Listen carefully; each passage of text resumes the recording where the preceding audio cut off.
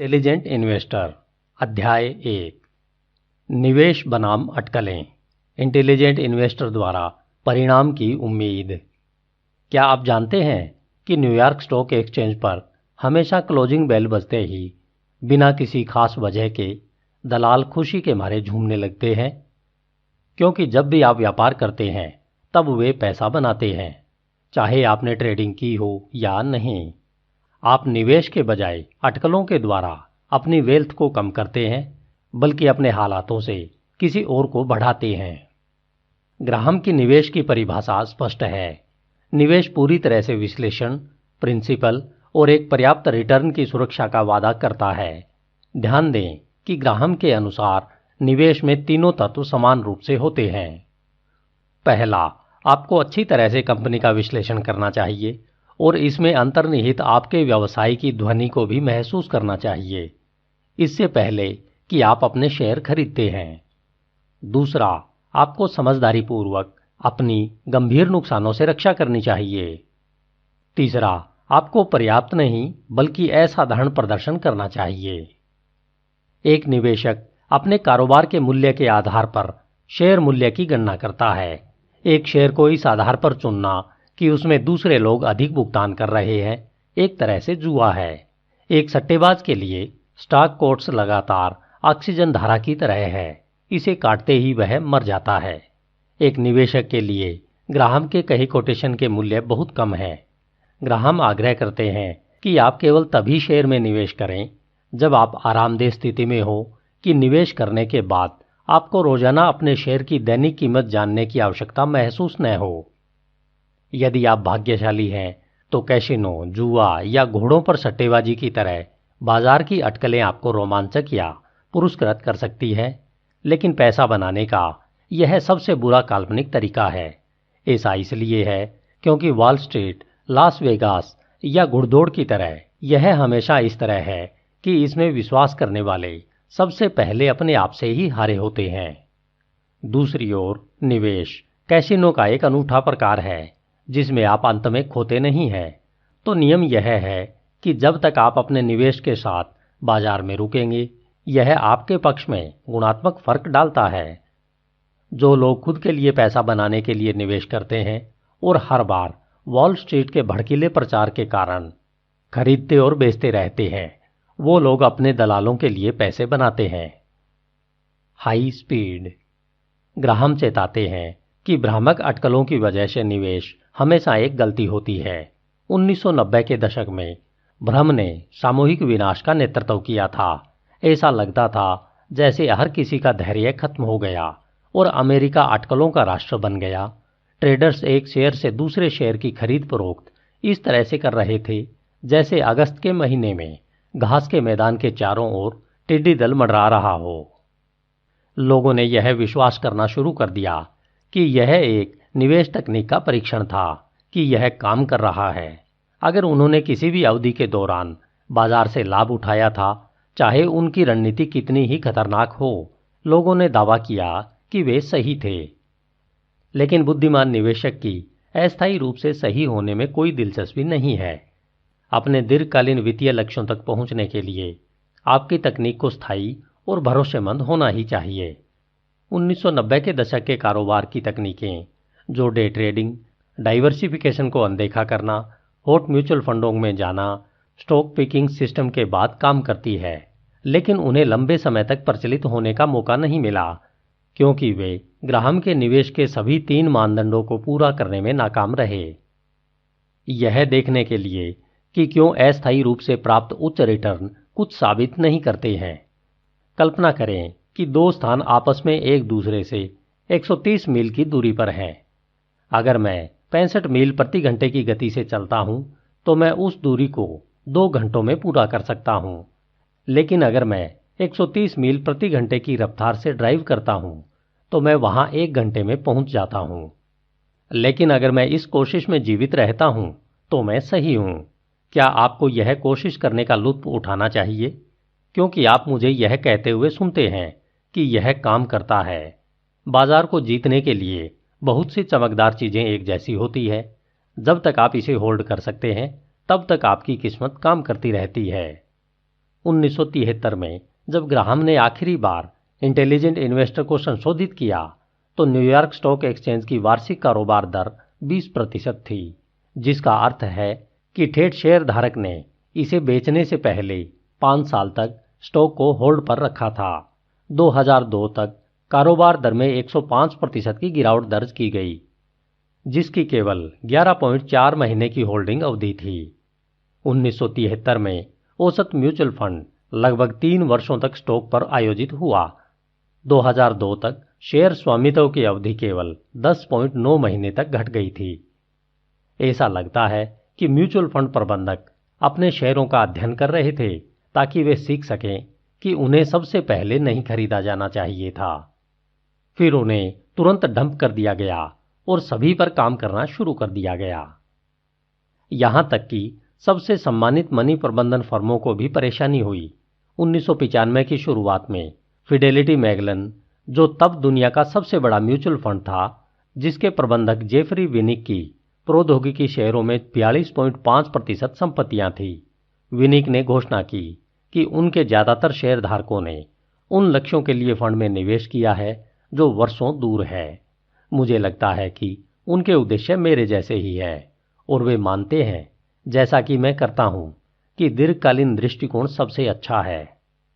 लेकिन उन उच्च विचारधारा वाले शब्दों को लिखने के 6 महीने बाद विनिक ने लगभग सभी तकनीकी शेयरों को बेच दिया और उन 8 उन्मादी सप्ताहों में लगभग $19 बिलियन के मूल्य के शेयर बेचे।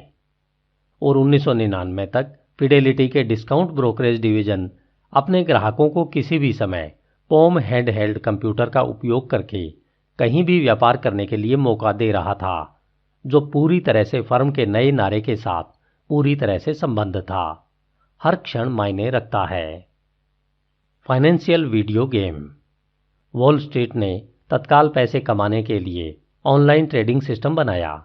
मॉर्गन स्टैनली की फर्म की ऑनलाइन शाखा डिस्कवर ब्रोकरेज ने एक टीवी एड चलाया जिसमें एक स्क्रूफी टाव ट्रक ड्राइवर एक समृद्ध दिखने वाले कार्यकारी को चुनता है। उसके डैशबोर्ड पर चिपकाए गए एक उष्णकटिबंधीय समुद्र तट की तस्वीर को देखते हुए कार्यकारी पूछता है, अवकाश, छुट्टियां? चालक ने जवाब दिया, यह मेरा घर है। ठीक है, सूट पहने हुए आदमी कहता है, यह एक द्वीप की तरह दिखता है। ड्राइवर जवाब देता है, तकनीकी रूप से यह एक देश है। प्रचार आगे बढ़ गया। ऑनलाइन व्यापार कहता है कि इसके लिए न तो काम की और न ही किसी विचार की आवश्यकता है। ऑनलाइन ब्रोकर अमेरिट्रेड के एक टीवी विज्ञापन ने 2 गृहिणियों को जॉगिंग से वापस आते हुए दिखाया। एक अपने कंप्यूटर पर लॉग ऑन करती है, माउस को कई बार क्लिक करती है और उत्साहित होकर कहती है, मुझे लगता है कि मैंने अभी लगभग $1700 कमाए हैं। वाटर हाउस ब्रोकरेज फर्म के टीवी विज्ञापन में किसी ने बास्केटबॉल कोच फिल जैक्सन से पूछा, आप इसके बारे में कुछ जानते हैं? उनका जवाब था, मैं इसे अभी बनाने जा रहा हूं। वे किसी भी तरह दूसरी टीम के बारे में कुछ भी नहीं जानते, लेकिन कह रहे थे, मैं अभी खेलने के लिए तैयार हूं। 1999 तक कम से कम 6 मिलियन लोग ऑनलाइन व्यापार कर रहे थे और उनमें से 10वां हिस्सा तीव्र गति से स्टॉक खरीदने और बेचने के लिए इंटरनेट का उपयोग करके डे ट्रेडिंग कर रहा था। क्यूबेंस, न्यूयॉर्क में 25 वर्षीय पूर्व वेटर, शोबिज डीवा बारबरा स्ट्रीसेंट से निकोलस बीरबास के सभी लोग लाइव कोयलों के स्टॉक भर रहे थे। इससे पहले बीरबास ने निंदा की, मैं लंबी अवधि के लिए निवेश कर रहा था और मुझे पता चला कि यह स्मार्ट नहीं था। अब बीरबास ने दिन में 10 बार शेयरों का कारोबार किया और 1 साल में $10 लाख कमाने की उम्मीद की। मैं अपने लाभ या हानि कॉलम में लाल देखने के लिए खड़ा नहीं हो सकता। स्ट्रीसेंट ने फॉर्च्यून के साथ एक साक्षात्कार में कहा, मैं बैलस बेल हूं, इसलिए मैं लाल पर प्रतिक्रिया करता हूं। अगर मैं लाल देखता हूं तो मैं अपने स्टॉक बेचता हूं। नाई की दुकानों, रसोई, कैफे, टैक्सी कैब्स और ट्रक स्टॉप वित्तीय वेबसाइटों और वित्तीय टीवी शेयरों के बारे में निरंतर डेटा डालने से शेयर बाजार को नॉन स्टॉप राष्ट्रीय वीडियो गेम में बदल दिया गया। जनता पहले से कहीं ज्यादा बाजारों के बारे में अधिक जानकार महसूस कर रही थी। दुर्भाग्यवश जब लोग डेटा में डूब रहे थे तब ज्ञान कहीं नहीं था। उन कंपनियों के स्टॉक पूरी तरह से खत्म हो गए जिन्होंने उन्हें जारी किया था। शुद्ध अबास्ट्रशन बस एक टीवी या कंप्यूटर स्क्रीन पर चलने वाले ब्लिप मात्र रह गए थे। 20 दिसंबर 1999 को जूनो ऑनलाइन सर्विस ने एक ट्रेल ब्लेजिंग बिजनेस प्लान का शुभारंभ किया, जिससे उन्हें संभवतः कुछ नुकसान होना निश्चित था। जूनो ने घोषणा की कि अब से यह अपनी सभी खुदरा सेवाओं को ईमेल के द्वारा निःशुल्क प्रदान करेगा। वह इंटरनेट एक्सेस के लिए कोई शुल्क नहीं लेगा, विज्ञापन पर, और अगले वर्ष विज्ञापन पर लाखों डॉलर खर्च करेगा। कॉरपोरेट हरकिकी की इस घोषणा पर जूनो का शेयर 2 दिन में $16.375 से बढ़कर $66.75 हो गया। व्यवसाय को सीखना क्यों फायदेमंद था, या यह क्यों आवश्यक था कि कंपनी द्वारा उत्पादित सामान या सेवाएं कैसी थी, या उसका प्रबंधन कैसा था, या कंपनी का नाम क्या था। आपको स्टॉक के बारे में जानने की जरूरत थी। उनके प्रतीकों का आकर्षक कोड था CBLT, INKT, PCLN, TGLO, VRSN, WBVN। इस तरह आप उन्हें तेजी से खरीद सकते हैं बिना 2 सेकंड की देरी किए। 1998 के उत्तरार्ध में एक छोटी दुर्लभ व्यापार रखरखाव वाली कंपनी टेम्को सर्विसेज का स्टॉक रिकॉर्ड हाई वॉल्यूम पर कुछ मिनटों में लगभग 3 गुना हो गया, क्योंकि वित्तीय डिस्प्लेसिया के एक विचित्र रूप में हजारों व्यापारियों ने टिकर मास्टर के लिए अपने टिकर प्रतीक TMCO को भूलने के बाद टेम्को खरीदा। इस इंटरनेट स्टॉक ने पहली बार सार्वजनिक रूप से व्यापार शुरू किया।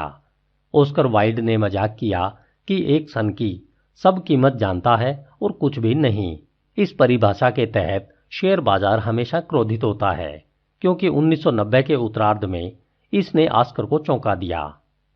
एक शेयर की कीमत पर ब्लेड ड्राई कंपनी शेयर को दुगुना कर सकती है, भले ही इसका मूल्य पूरी तरह से अप्रत्याशित हो गया हो।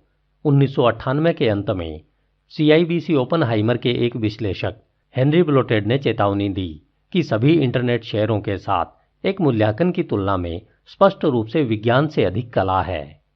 फिर भविष्य में विकास की संभावना का हवाला देते हुए उन्होंने अपना मूल्य लक्ष्य Amazon.com पर 150 से 400 तक बताया।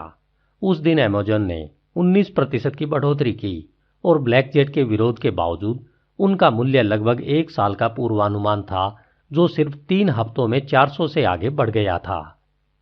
1 साल बाद पेन वेबर के विश्लेषक वाल्टर पाइसिक ने भविष्यवाणी की कि कॉलकॉम स्टॉक अगले 12 महीनों में $1000 प्रति शेयर पर पहुंच जाएगा। उस साल स्टॉक में पहले से ही 1842% की बढ़ोतरी हुई और उस दिन 31% की बढ़ोतरी हुई, जो कि $659 प्रति शेयर पर पहुंच गया। फार्मूले से नाकामयाबी तक। लेकिन व्यापार जैसे कि इतनी तेजी पर है, यह अटकलों का एकमात्र रूप नहीं है। पिछले 1 दशक में एक के बाद एक सट्टा सूत्र को बढ़ावा दिया गया, लोकप्रिय किया गया और फिर एक तरफ फेंक दिया गया। उन सभी ने यह जल्दी है, यह आसान है, बिना दर्द वाले लक्षण विकसित किए, और उन सभी ने निवेश और अनुमान लगाने के बीच ग्राहम के नियमों में से एक का उल्लंघन किया। यहाँ कुछ ट्रेंडी सूत्र है जो औंधे मुंह गिर गए थे। नकदी कैलेंडर। जनवरी प्रभाव। साल के अंत में बड़े लाभ पैदा करने के लिए छोटे शेयरों की प्रवृत्ति। 1980 के दशक में प्रकाशित विद्वानों के लेखों और लोकप्रिय पुस्तकों में व्यापक रूप से प्रचलित थी। इन अध्ययनों से पता चलता है कि यदि आपने दिसंबर के दूसरे तिमाही में छोटे शेयरों में स्टॉक किया और उन्हें जनवरी तक रखा, तो आप 5 से 10% तक रिटर्न पाएंगे, जिसने कई विशेषज्ञों को चकित कर दिया। आखिरकार अगर यह आसान था, निश्चित रूप से हर कोई इसके बारे में सुनता था। बहुत से लोग ऐसा करेंगे और उनके अवसर दूर हो जाएंगे। जनवरी झटके का क्या हुआ? सबसे पहले कई निवेशक अपने कर बिलों को कम कर सकते हैं, जो नुकसान में लोग के लिए साल के अंत में अपने क्रमिष्ठ शेयर बेचते हैं। दूसरा, पेशेवर मनी मैनेजर अधिक सतर्क हो जाते हैं, क्योंकि वर्ष नजदीक आ जाता है, जो उनके प्रदर्शन को सुरक्षित रखने की मांग करता है। इससे उन्हें गिरने वाले स्टॉक खरीदने के लिए अनिच्छुक बनाता है, और यदि एक अंडरफॉर्मिंग स्टॉक भी छोटा और अस्पष्ट है, तो एक मनी मैनेजर होल्डिंग की सालाना सूची में इसे दिखाने के लिए भी उत्सुक होगा। ये सभी कारक छोटे स्टॉक को क्षणिक सौदेबाजी में बदल देते हैं। जब कर संचालित बिक्री जनवरी में समाप्त हो जाती है तो वे आमतौर पर मजबूत और तेजी से लाभ पैदा करते हुए वापस बेचते हैं। जनवरी का प्रभाव ज्यादा नहीं चला है और यह कमजोर हो गया है। रोचेस्टर विश्वविद्यालय के वित्त प्रोफेसर विलियम स्वार्ट के मुताबिक यदि आपने दिसंबर के आखिर में छोटे शेयर खरीदे थे और उन्हें जनवरी के शुरू में बेच दिया था तो 1980 से 1979 तक 4.4 अंक से 8.5% अंक तक आपने बाजार से लाभ लिया होगा और 1990 से 2000 तक 5.8 अंक तक। जैसा कि जनवरी के प्रभाव के बारे में अधिक लोगों ने सीखा, ज़्यादा व्यापारियों ने दिसंबर में छोटे शेयर खरीदे जिससे उन्होंने सौदा कम किया और इस प्रकार उनके रिटर्न कम हो गए। इसके अलावा जनवरी प्रभाव सबसे छोटे शेयरों में सबसे बड़ा है। लेकिन ब्रेलेक्सेस ग्रुप के अग्रणी प्राधिकरण प्लेक्सस ग्रुप के मुताबिक ऐसे छोटे स्टॉक खरीदने और बेचने की कुल लागत आपके निवेश का 8% तक बढ़ा सकती है। अफसोस की बात है कि आपके ब्रोकर का भुगतान करने के समय जनवरी प्रभाव पर आपके लाभ बह जाते हैं।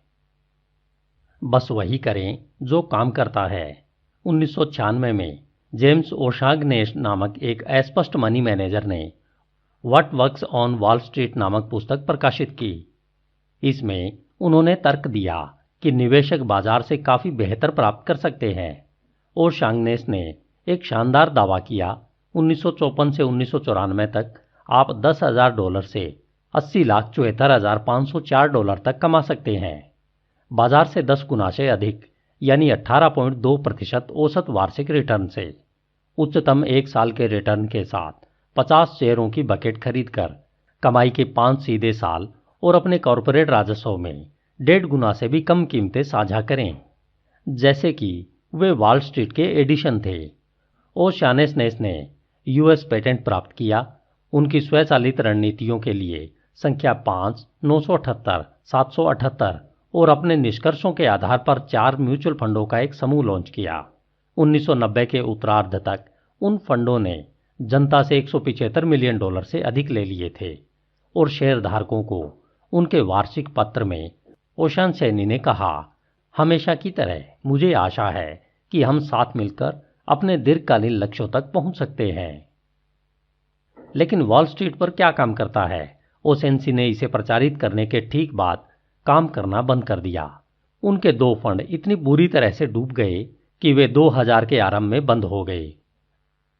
जून 2000 में वे अपने नए लंबे समय के लक्ष्यों के करीब चले गए और उस धन को नए प्रबंधकों के हाथों में अपने ग्राहकों को समय परीक्षण निवेश रणनीतियों के बाद खुद को बचाने के लिए छोड़ दिया। द शिशिर 4 का पालन करें।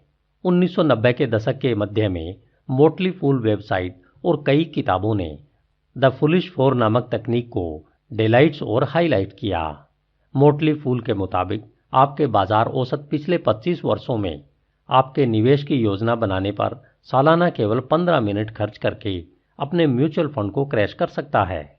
सबसे अच्छा इस तकनीक में न्यूनतम जोखिम था। आपको बस इतना करना था। पहला, सबसे कम स्टॉक कीमतों और उच्चतम लाभांश उपज के साथ डाउ जोन्स औद्योगिक औसत में 5 शेयर लें। दूसरा, सबसे कम कीमत वाले को छोड़ दें। तीसरा, शेयर में अपने पैसे का 40% दूसरे सबसे कम कीमत वाले में रखें।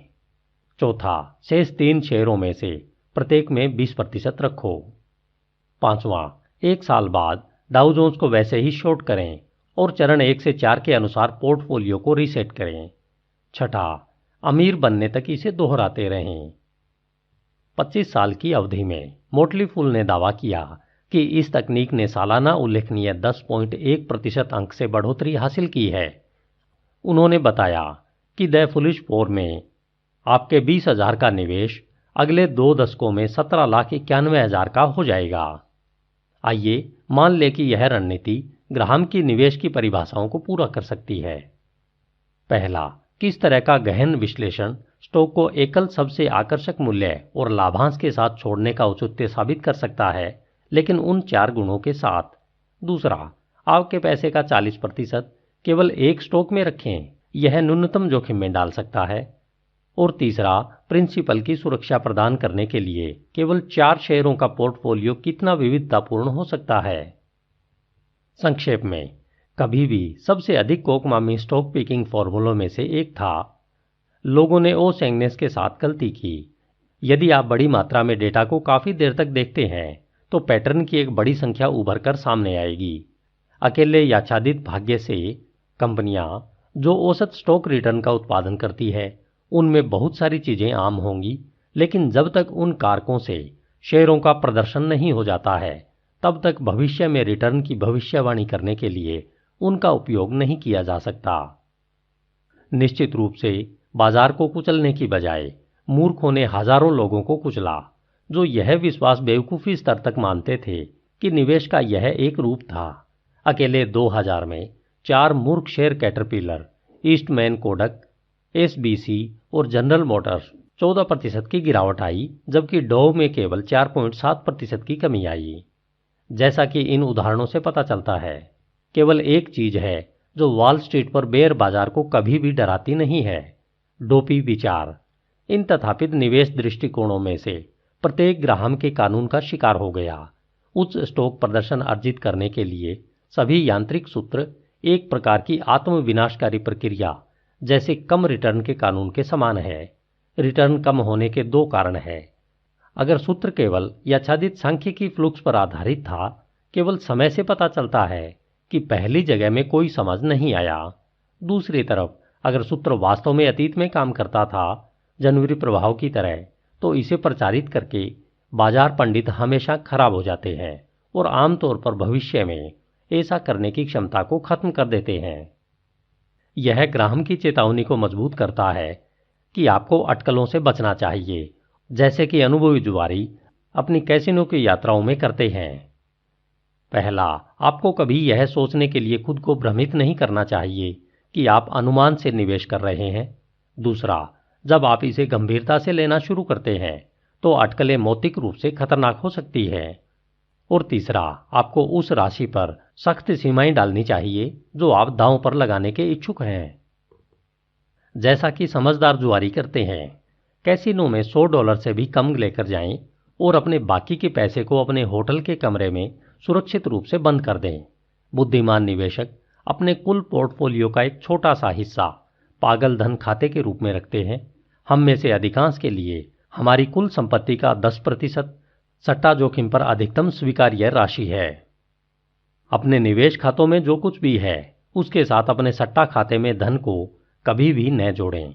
कभी भी अपनी सट्टा सोच को अपनी निवेश गतिविधियों में फैलने की अनुमति न दें और अपने पागल धन खाते में 10% से अधिक संपत्तियों को कभी भी न डालें। इससे कोई फर्क नहीं पड़ता कि क्या होता है। बेहतर या बदतर के लिए जुआवृत्ति मानव प्रकृति का हिस्सा है, इसलिए अधिकांश लोगों के लिए इसे दबाने की कोशिश करना व्यर्थ है। लेकिन आपको इसे सीमित और संयोजित करना होगा। यह सुनिश्चित करने का एकमात्र सबसे अच्छा तरीका है कि आप कभी भी निवेश के साथ भ्रमित अटकलों में खुद को मूर्ख नहीं बनाएंगे। धन्यवाद। hindioaudiobook.com। आपका दिन शुभ हो।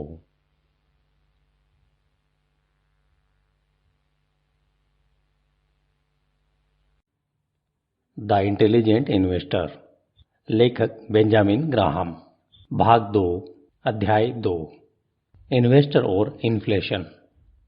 अमेरिकी मजबूत हो रहे हैं।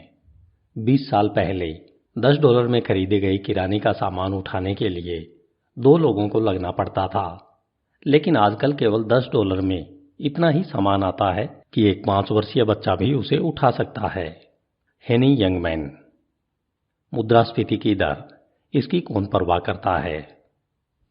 1997 से 2002 के बीच वस्तुओं और सेवाओं की लागत में औसत वृद्धि 2.2% से कम थी और अर्थशास्त्रियों का मानना है कि यहां तक कि लॉकडाउन दर भी अधिक हो सकती है। उदाहरण के लिए, कंप्यूटर और घरेलू इलेक्ट्रॉनिक्स की कीमतें कम हो गई, व इन वस्तुओं की गुणवत्ता बढ़ गई, जिसका अर्थ है कि उपभोक्ताओं को उनके पैसे का बेहतर मूल्य मिल रहा है।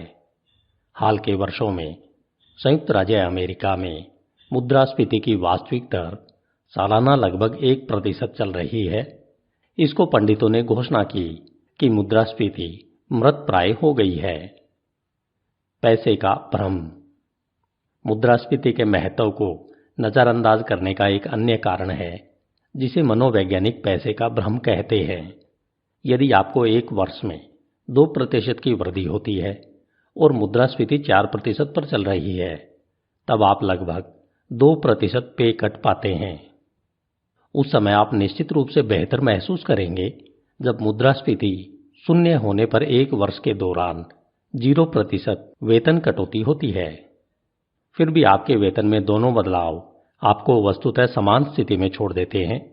जब तक नाम मात्र या पूर्ण परिवर्तन सकारात्मक होता है, हम इसे एक अच्छी चीज के रूप में देखते हैं, भले ही मुद्रास्फीति के बाद परिणाम नकारात्मक हों और आपके वेतन में कोई भी बदलाव पूरी तरह से अर्थव्यवस्था में कीमतों के सामान्यीकृत परिवर्तन की तुलना में अधिक ज्वलंत और विशिष्ट हैं। इसी तरह निवेशकों को 1980 में बैंक प्रमाण पत्र पर 11% कमाने से प्रसन्नता हुई और वे उस समय बहुत निराश हुए जब 2003 में 2% कमाई कर रहे थे, भले ही वे मुद्रास्फीति के बाद पैसे न बचा पाए हों। हमारे द्वारा अर्जित मामूली दर बैंक के विज्ञापनों में दिखती है और इसकी खिड़की से पोस्ट की जाती है, जहां हमें बड़े अंक अच्छा महसूस करवाते हैं, लेकिन मुद्रास्फीति उन बड़े अंकों को गुप्त रूप से खाती रहती है। विज्ञापन के बजाय मुद्रास्फीति हमारी संपत्ति ले जाती है। यही कारण है कि मुद्रास्फीति को नजरअंदाज करना इतना आसान नहीं है। आपके निवेश की सफलता को मापने के लिए इतना महत्वपूर्ण यह है कि आप क्या करते हैं, न कि आप मुद्रास्फीति के बाद कितना बचाते हैं। मूल रूप से बुद्धिमान निवेशक को हमेशा अप्रत्याशित और कम अनुमानित होने के खिलाफ सावधान रहना चाहिए। यह विश्वास करने के 3 अच्छे कारण हैं कि मुद्रास्फीति अभी निष्प्राण नहीं हुई है। पहला, 1973 से 1982 के समय में संयुक्त राज्य अमेरिका इतिहास में मुद्रास्फीति के सबसे दर्दनाक विस्फोटों में से एक में से गुजरा है। इसे उपभोक्ता मूल्य सूचकांक द्वारा मापा गया है कि इस अवधि के दौरान कीमतें दुगनी से अधिक हो गई, जो लगभग 9% वार्षिक दर से बढ़ रही है। अकेले 1979 में मुद्रास्फीति 13.3% पर बढ़ी, जिसको अर्थव्यवस्था के पैरालाइज के रूप में जाना जाता है, जिसने कईयों को यह पूछने के लिए प्रेरित किया कि अमेरिका वैश्विक बाजार में प्रतिस्पर्धा कर भी सकता है या नहीं। 1973 की शुरुआत में $100 की कीमत वाले सामान और सेवाओं की कीमत 1982 के अंत तक $230 हो गई थी, जो डॉलर के मूल्य को 45 सेंट से कम कर देती है। जो भी इसका प्रयोग करता है वह धन के इस विनाश पर उपहास करेगा। जो समझदार नहीं है वह जोखिम के खिलाफ सुरक्षा में असफल हो सकता है और इसे दोहरा सकता है। दूसरा, 1960 से दुनिया के बाजार उन्मुख देशों में 69% ने कम से कम एक वर्ष में 25% या उससे अधिक मुद्रास्फीति की वार्षिक दर का सामना किया है। औसतन उन मुद्रास्फीति अवधि ने निवेशक की क्रय शक्ति का 53% नष्ट कर दिया। हम उम्मीद करते हैं कि अमेरिका इस तरह की आपदा से मुक्त है, लेकिन हम यह निष्कर्ष निकालते हैं कि यह यहां कभी नहीं हो सकता है। तीसरा, बढ़ती कीमतों में अंकल सैम ने मुद्रास्फीति से सस्ता डॉलर के साथ अपने कर्ज का भुगतान करने की अनुमति दी। मुद्रास्फीति को पूरी तरह से खत्म करना उस किसी भी सरकार के आर्थिक स्वहित के खिलाफ है जो नियमित रूप से धन उधार लेती है। आधा बचाव। बुद्धिमान निवेशक मुद्रास्फीति के खिलाफ सुरक्षा के लिए क्या कर सकता है? मानक जवाब स्टॉक खरीदना है, लेकिन सामान्य उत्तरों के रूप में अक्सर यह पूरी तरह से सच नहीं है। जब उपभोक्ता वस्तुओं और सेवाओं की कीमतें गिर गई, स्टॉक रिटर्न भयानक थे। बाजार के मूल्य के 43% तक खोने के साथ साथ मुद्रास्फीति 6% हो गई और स्टॉक भी डूब गया। स्टॉक मार्केट ने 14 वर्षों में से 8 में पैसा खो दिया। जिसमें मुद्रास्फीति 6% से अधिक हो गई, उन 14 वर्षों के लिए औसत रिटर्न 2.6% था। हालांकि हल्की मुद्रास्फीति कंपनियां ग्राहकों को अपनी कच्ची सामग्री की बढ़ी हुई लागत को पारित करने की अनुमति देती है, लेकिन उच्च मुद्रास्फीति के कारण ग्राहकों को अपनी खरीद और अर्थव्यवस्था में निराशाजनक गतिविधि को कम करने के लिए मजबूर किया जाता है। ऐतिहासिक सबूत स्पष्ट हैं। 1926 में सटीक स्टॉक मार्केट डेटा के आगमन के बाद 64 वर्ष की अवधि रही है। उन 64 वर्ष की अवधि में से 50 में शेयर मुद्रास्फीति से आगे निकल गए। यह प्रभावशाली है लेकिन अपूर्ण है। इसका मतलब है कि शेयर मुद्रास्फीति के साथ समय के 1/5वें हिस्से में बने रहने में नाकाम रहे। रेस्क्यू के लिए 2 सटीक शब्द। सौभाग्य से आप शेयरों से बाहर शाखाओं द्वारा मुद्रास्फीति के खिलाफ अपने बचाव को मजबूत कर सकते हैं। चूंकि ग्राहम ने आखिरी बार लिखा था, 2 मुद्रास्फीति सेनानी निवेशकों के लिए व्यापक रूप से उपलब्ध हो गए हैं, REITs और TIPS। REITs real estate investment trust या REIT, जिसका उच्चारण है रिट्स। ये वे कंपनियां हैं जो कमर्शियल और आवासीय संपत्तियों से किराया कमाती है और उन्हें एकत्रित करती है। 10 real estate mutual fund bundle में REIT मुद्रास्फीति का मुकाबला करने का एक अच्छा काम करते हैं। सबसे अच्छा विकल्प वेंगार्ड REIT इंडेक्स फंड है। अन्य अपेक्षाकृत कम लागत वाले विकल्पों में Cohen and Steers realty share, Columbia real estate equity fund और Fidelity real estate investment fund शामिल हैं। जबकि REIT फंड की एक सटीक मुद्रास्फीति लड़ाकू होने की संभावना नहीं है। इसके अपने समग्र रिटर्न में बाधा डाले बिना क्रय शक्ति के क्षरण के खिलाफ रक्षा के लिए लंबे समय तक इसे आपको कुछ देना चाहिए। TIPS treasury inflation protected securities या TIPS US सरकार के बॉन्ड हैं, जिन्हें पहली बार 1997 में जारी किया गया था, जो मुद्रास्फीति बढ़ने पर स्वचालित रूप से मूल्य में बढ़ जाती है। चूंकि संयुक्त राज्य अमेरिका का पूर्ण विश्वास और क्रेडिट उनके पीछे खड़ा है, इसलिए सभी ट्रेजरी बॉन्ड डिफॉल्ट या ब्याज के गैर भुगतान के जोखिम से सुरक्षित है। लेकिन TIPS यह भी गारंटी देता है कि आपके निवेश का मूल्य मुद्रास्फीति से खत्म नहीं होगा। एक आसान पैकेज में आप वित्तीय नुकसान और क्रय शक्ति के नुकसान के खिलाफ खुद को बीमित करते हैं। जब मुद्रास्फीति के गर्म होने के कारण आपके TIPS बॉन्ड का मूल्य बढ़ता है, आंतरिक राजस्व सेवा मानती है कि कर योग्य आय के रूप में मूल्य में वृद्धि, भले ही यह पूरी तरह से एक पेपर लाभ है, जब तक कि आप अपने नए उच्च मूल्य पर बॉन्ड नहीं बेचते। बुद्धिमान निवेशक, वित्तीय विश्लेषक मार्क्स वेबर के बुद्धिमान शब्दों को याद रखें। एक सवाल यह है कि नौकरशाह से कभी न पूछें क्यों। इस बेहद उत्तेजित कर जटिलता के कारण TIPS एक IRA जैसा कर स्थगित सेवानिवृत्त खाते के लिए सबसे उपयुक्त है।